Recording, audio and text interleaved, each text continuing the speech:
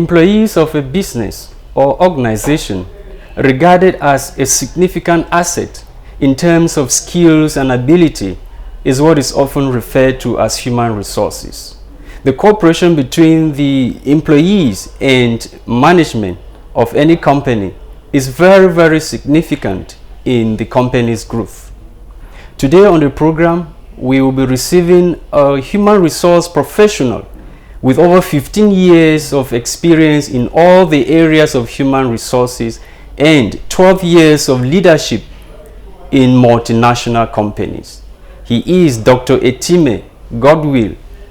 I will be right back.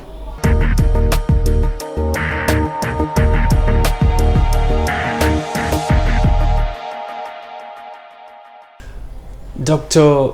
Etime Godwill, welcome to the agenda. Thank you very much, Kingsley. Can you briefly introduce yourself? Okay, I'm Etime Godwill Ajay, a Cameroonian by nationality, an African by origin, and a citizen of the world. I'm a human resources professional, I'm a coach, I'm a lecturer, I'm a writer. I've been working for more than 15 years in human resources. And also in terms of education, I did my bachelor's degree in the University of Buea, a master's degree in Dubai, an MBA in UK University of Wales, and a doctorate of business administration from the Atlantic International University, USA. I'm married and a father. That's a very rich educational and professional main profile there. What are we're talking human resources. What are the primary responsibility of a human resource manager like you? Thank you for the question, Mr. Kingsley. But before I go to the responsibilities of the human resource manager, I would just like to come to the primary responsibilities of the human resource department. Because as you know today, few people know about what a human resource function is. And as somebody who is in the field, as I've told you, both here and internationally, I respond to questions every day. People ask, what is human resources? In one sentence, I will say, it is that function which determines the life and healthy nature of any organization. When I talk of life, human resources deals with people. And in a human resource function, you will hear of titles like the compensation and benefits or the reward manager. You will hear of titles like the talent manager. You will hear of titles like the recruitment and selection. We hear of human resources administration, which normally they deal with all the paperwork, the insurance, and so on, things that we'll be talking of. But in summary, human resources and the responsibilities of the human resource manager is for him to lead the team, for him to ensure that those responsibilities, the objectives, the goals which are supposed to be attained by the function are being properly attained through managing them. So in summary, that is it. But we can go into detail as need be. Yeah, in Cameroon, how indispensable are the services of a human resource expert like you? Are you guys being solicited every day? It is properly progressively gaining grounds. Before now, in the years back, not only in Cameroon, I will talk about human resources, the evolution. You know, if you go through the history of human resources, you hear of personnel management, you hear of human capital management, you hear of business partnering, you will hear of talent management. Can you break into this so our viewers can understand? In the early days, when we were talking of human resources management, personnel management, it was going into just the paperwork that they do every day in any organization. Managing the documents of employees, ensuring that those employees are being registered, maybe timekeeping, maybe punishment which is being given on that. As time evolved, people began to understand that human resources is not only in terms of punishment, in terms of bookkeeping and so on. It becomes an integral part of it, and we hear that human beings are assets. When you hear of that point, employees are assets of a company. So human resources is not only in companies, it is everywhere. Everywhere you go, you can do human resources. That is when human resources came in. Now then, in terms of human capital, they discovered that when you have talented, the best people in the right places, not taking people who are not competent, not in terms of favoritism or in terms of probably man no man, and you put them in places. But when you have the right people, like it's like sending an employee in the war front. If you equip him with the right resources, with the right tools, he's going to win that war. It came now to the development. Partnering now, where you will discover that Human resources play a key part in terms of the management of the resources of the company. How do they play in that? They ensure that they manage the budgets. They ensure that they do market analysis to understand their positioning, the retention, the availability of talents in the market, the kind of services that they can render, and how they can add value addition. The training and development, which now comes in, where probably you will talk of who should I train and the return on investment. Let me come in there. As somebody who has been working in many, several multinationals, right. Is it your responsibility to urge a company or make sure that those things you are talking about are in force? Certainly. That is where capacity building comes in. That's where expertise comes in. Anybody, you can give somebody a title. As you know, in leadership, being in a leadership position does not mean you are a leader. There is what to do which makes you that leader, and leadership is influence. Human resources is leadership. You cannot be a human resource professional if you don't have key values, which are what? Integrity, leadership skills, which I'm talking of, confidentiality, and also people management. You are like a servant, and you are coming into the world of servant leadership, are coming into situational leadership. We in the human resources function, you must be able to induce your management for them to understand that if they don't put this policy in place, for example, being in the office like you are here today, being there for 12 hours do not guarantee that you will achieve within those 12 hours what you do. It is not the time you spend which matters, but what to do while you are in the office. So work-life balance is part of the human resource agenda. And until you have the right professional, first of all, you will not be able to recruit the right persons. You will not be able to train the right people. You will not be able to put the right policies in place, and you are putting the organization at risk. Ask yourself, example, today, why many projects, let me come directly now into our context, why many projects delay in Cameroon? I'm talking now to the leadership of Cameroon.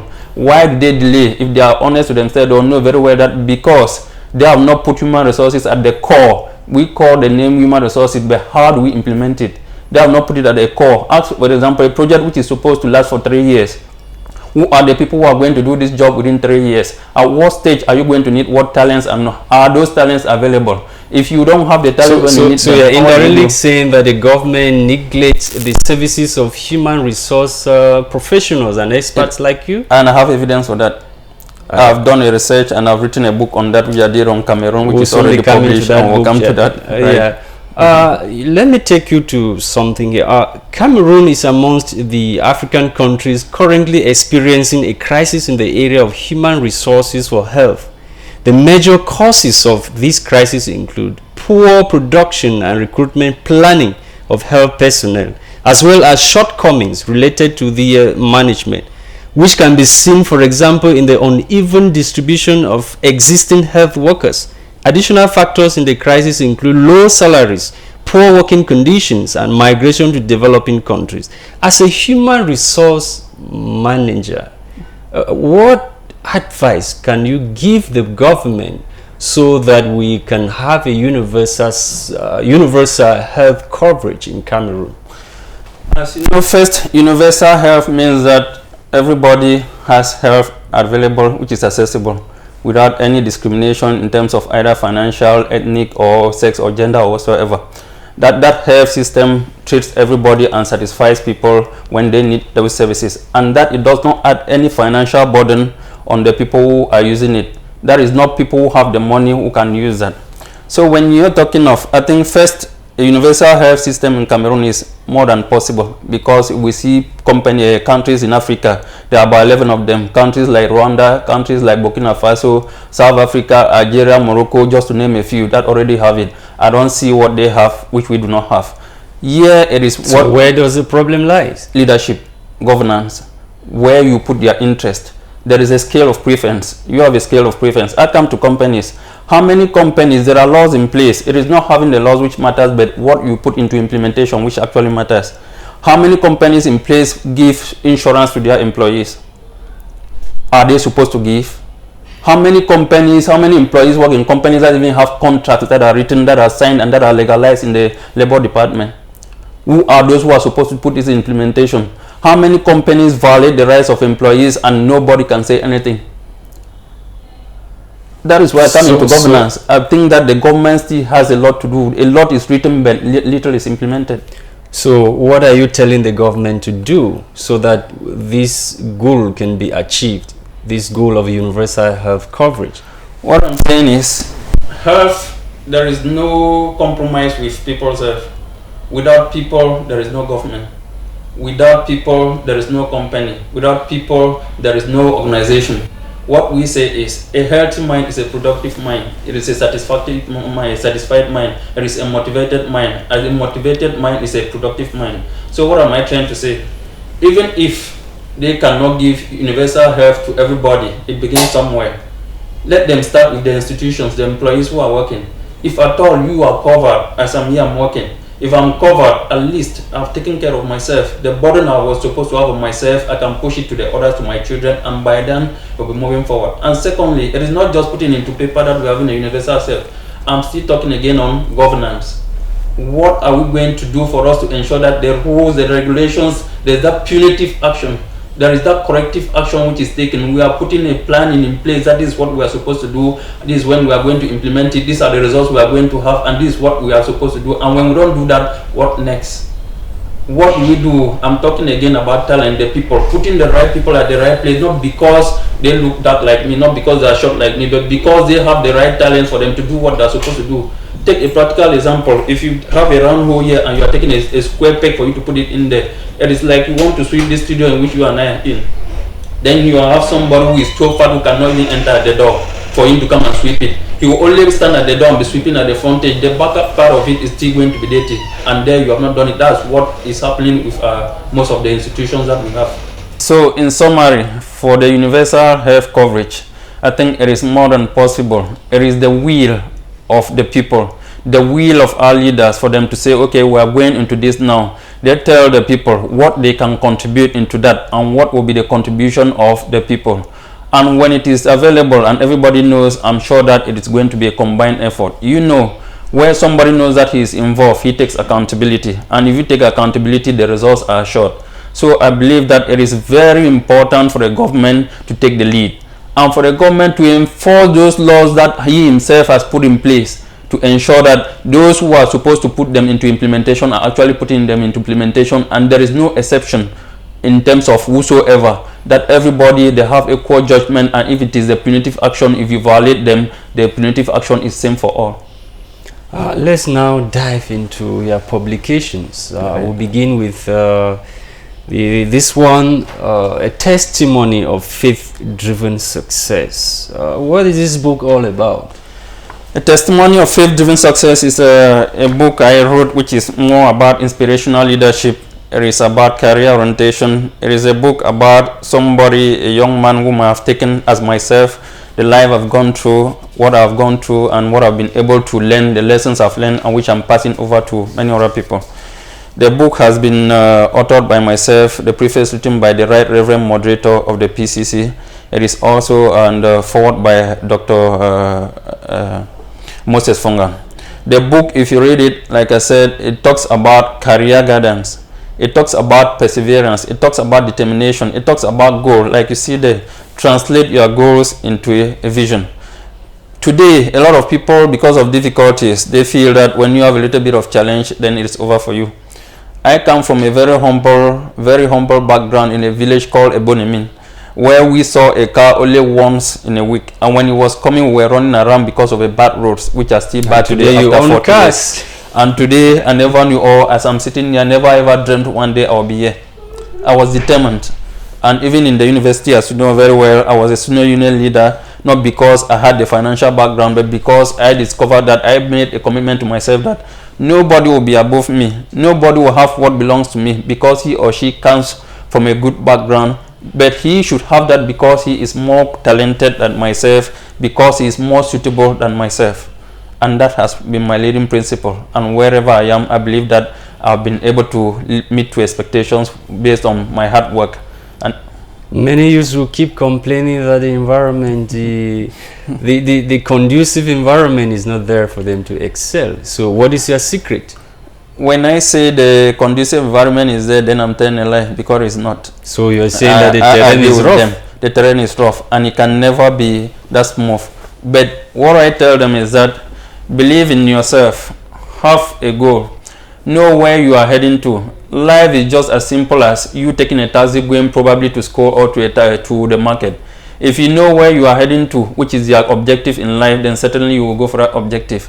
You cannot take a taxi going to probably Mbeya if you don't know you are going to Mbeya, without which you will be wandering around. And that's why today, if you ask many people today, most of them use, what do you want to be in future? They tell you, I don't know, I can do anything. I take a practical example when on the job site. You look at the CVs that students send. At times you weep. Why? Because they don't know that most of them are PhD holders. You have doctorate degree, but they don't know how to. That is what. So where does the problem lie? Is it on the educational system or mentality? One, mentality. Secondly, the educational system. It is, and it doesn't permit people. Take for example, when you are going to school here, our school system is programmed such that when you go to school, you don't have to do anything else. From morning to evening, from Monday to Saturday or to Sunday, you don't have to do anything, even part-time or whatsoever. It should be such that I studied here and I studied out of Cameroon. I've tested the two systems, and I bet you, if we program it in the market, we hear employers complaining that there are no good talents, but also those employers are not doing enough. What are they doing for them to able to support the educational system so that good talents that they need should come out? What support are they giving? What compulsory obligations the government is giving to them to ensure that, for example, they give internships to students, or that they come and sponsor some programs in students in institutions are also on? They are not there. If they were there, I bet you the level of, probably before many of them, like some of us, what helped me despite my background was that I was involved in student leadership. Then I was doing it to earn a living on a sincere note. But today, that is what has led me into the function in which I am, because I've learned a lot interacting with people, which is negotiating, talking with people through leadership, for example, the rectors and the others, which are never people who were right above me. And today, that's what leads me. So I encourage them, involve yourself in probably charity work, involve yourself into associations, involve yourself in community work, involve yourself wherever you are, and bet me, don't do it for a reward. That is what we call servant leadership. Don't do it for a reward. Do it because you believe that it is your duty, and you don't know where your reward will come from. Maybe somebody seeing what you're doing somewhere. Probably. Like for the past 7 years with Presbyterian Church Bonamusadi, I've been organizing free career orientations, and I've trained more than 3,000 persons who have attended those career orientations. It's an annual base. I started it when I came here. Once my pastor, Reverend Mikian, said, you can be a yielder, a healer in any way you are. So use your talent and yield other people. And that is what I've been doing, and I've used that through other people also for them to have a lot of things to do on that. So many can do that. Yeah, so you're encouraging the youths to get to work. I'm encouraging them not only to rely on either their parents, not only the government, either their parents, and also we are talking of entrepreneurship. We go to school, you have all the qualifications, you have all the talents that you've learned. Why not think that you too can employ other people? Think of also personal capital. The resources, it's not there for them. It is secondary. I don't really think that. Write a project and look for sponsors. You can write a project and look for sponsors. You can also work in partnership with another person and you start up something. One thing which I've noticed about all the youths, many of them, is that they want to have huge sums of money for them to start either a business or whatsoever. There is never, and many of them, even on the job, on the positions that somebody leaves the university, you want to be at the position of a manager at the same time. You don't want to start somewhere. Patience, that is one thing I've learned in life. It is very important, patience and knowledge of where you are heading to, or what you are capable of doing, or what you feel that you want to be in the future. Okay, Doctor, let's go to your second publication, the role of human resources and intelligence. The role of human resources, intelligence in strategy success. Yeah, like I told you, remember I said many of the failures of the project is because our leadership has refused to use human resources intelligence while making strategic decisions. There is a research I conducted in Cameroon, and it was part of my thesis for the GBA, the Doctor of Business Administration, which I did. I've discovered, as somebody who have been working with leadership for more than 12 years, I've been in leadership positions for more than 12 years in board meetings and so on. I discovered just as the financial strategy is important, that's how the human resource strategy is also available. There are companies today, multinationals, that I know that will not approve any project without a human resource strategy, just like a financial strategy. So I asked myself, in Cameroon, how many companies do even think about the human resource strategy when they are putting in place projects like you are hearing of big projects, either construction, either dams or whatsoever? Why do I say so? If you don't know the people, the kind of talents that you'll be needing for you to be able to achieve a project, you can put that project, you have all the resources. Money does not work by itself. It is people who use that money. And because they make wrong plans, that's why they will come later on and take wrong people and put them in positions where they are not supposed to be. And you will see projects that were supposed to last for 3 years will be lasting for 10 years. Do you get me? That is part of it. Because the wrong people are there. If somebody who knows how to carry this table very well comes here, the person, it will not take him long for him. But somebody who does not know, he can spend 10 minutes here. What he was supposed to do in 2 minutes, will you do it for 5 hours? Because the person, it is not his problem. It is the person, wrong recruitment process, wrong talent management, wrong positioning of the people. Secondly, people do job, they don't even know what they are employed to do. They don't have job descriptions. Job satisfaction as well. Job satisfaction, that is one of it. The motivation, you just spoke about example in Cameroon that there's low minimum wage. Tell me how somebody can be living with a certain amount of salary, with all the community, with the back, which we know very well, and the government knows very well that they are giving 35,000 francs, for example, or 50,000 francs. You need to pay a house, you need to pay tax, you have children or whatsoever to take care of. That's the minimum wage. Before you come to the other advantages, and unless you know how to get the other advantages, you will not be able to have them. So if you don't correct this, then certainly how do you expect these people to normally live? And you see them living normally and satisfied, you think, how do they get that money which they are living a luxurious life which they are looking at, and you are not doing something about it? So our leadership, and not also the people we are calling and we are putting in leadership, they are also human resources.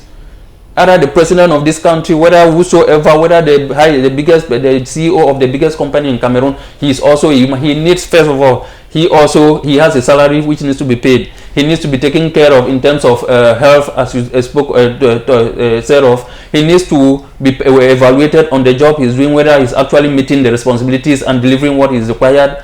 He needs to be, at the end of the year, know what type of expectations we should have put in place in strategy and be evaluated on that. And if you don't do that, certainly you are not fit to do the job. And many companies, they neglect that part. That is what happens, especially in the parastatals and in the public sector. In the private sector, the multinationals where I've had the opportunity to be, you will not see that. All of us are in the job market. You don't do it, the next day you are living out. You talk of corruption, bribery and corruption, which certainly is there, whether you like it or not, which we speak of every day. If there is a clear system in place of monitoring, a clear system of checks and balances, there is internal control, there are audits that are being done as they are supposed to be. The audits are done by human beings. Audits are done. Everything revolves around the mindset. And the mindset, and that is where integrity comes in, and the attitude of the people which you instill them. And also the rules, the implementation of the rules that have been put in place. Take for example, if you steal or you take something which does not belong to you and you go away with it, do you think that if another person does that, another person will be afraid to do that? No, he will not be. He knows that if Godwill went away with it, it therefore means that I can also go away with it. And that's why I start with 1 or 2 persons, then at the end of the day, it escalates. So what has been the response, the feedback from your 2 publications? For the first, it has been excellent. As you know, the first I launched it last year, the Testimony of Faith-Driven Success. It is in French and English, both hard copies and soft copies. It is online also, Amazon. You can have it, and just need to do a type Etime Godwill publications or any of them. It has been a real success. The feedback, even here in Cameroon, has changed a lot of lives. A lot of them, which the testimonies that have been given. The second, is not yet in Cameroon. It was launched, published in US, so it's only online. But the first is already available, both in French and English, and it has been formidable. It motivates me and leads me even to where I'm looking at now. I'm somebody who cares about career people development, and somebody who knows that without my talents, without my investment in my education, without my investment in the work that I do, in my capabilities, I'll not be able to be somebody. And like I always tell people, there is everything they can take about you, but they cannot take your capabilities or the knowledge which you have. So I encourage every young man, not only young people, but even old people, what you do not know, go back to school. Don't be ashamed to ask what you do not know, because asking means you've learned. And when they tell you, you'll be the teacher next time to teach another person. So there is never a shame or time or late for somebody to learn something or for you to teach another person something. Dr. Etime Godwill, thanks so much for being guest on the agenda. Thank you. It's a pleasure. It's mine.